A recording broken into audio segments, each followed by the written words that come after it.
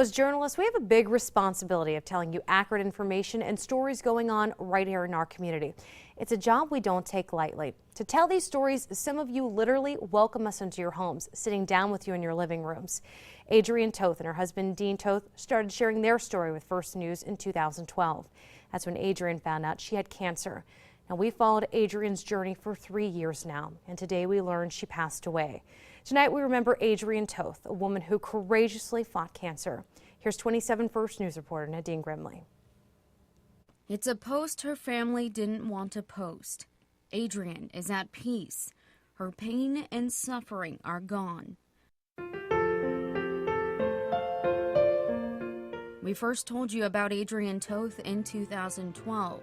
She was 31 years old, pregnant, about to celebrate her first wedding anniversary with her husband Dean when she was diagnosed with an aggressive form of breast cancer. She started chemo in her second trimester, driving every week to Pittsburgh for treatment, where a growing baby was a welcome distraction.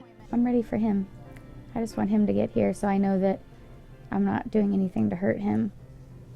And they tell me I'm not, so I have to trust in them and in the research that they've done. With a team of supporters behind her, otherwise known as Adrienne's Army, she continued fighting cancer. That's been inspiring. I just said to her last night, I think for the first time, I really should tell her more, but I told her how proud of her I was. I mean, it's just very inspiring to see her go through this. Then after months of waiting, on April 17, 2013, Adrienne and Dean's little bundle of joy, Kellen Toth, was born. After a double mastectomy, good news, Adrienne was cancer-free. But then in March of 2014, an unwelcome change. It was the results both she and her doctors didn't want or expect. The cancer had spread to her liver. There's a less than 10% chance of it spreading, and it did. So when we finally, talked to my oncologist, she was kind of in shock that this was even a possibility because there was such a small chance of it happening, and it did. Adrienne kept fighting until the very end. In a message from her family this morning to her Army, writing, quote, "Our family can never repay the love and kindness you've shown them and us. Adrienne would want you all to know that she loved all of you so much in her time with us."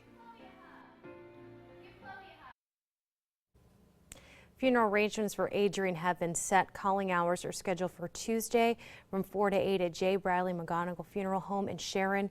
Brief calling hours will also be held the following day from 10:30 to 11:30, followed by a funeral service starting at noon in Hermitage. And we do want to extend all our deepest sympathies to Adrienne Toth's family.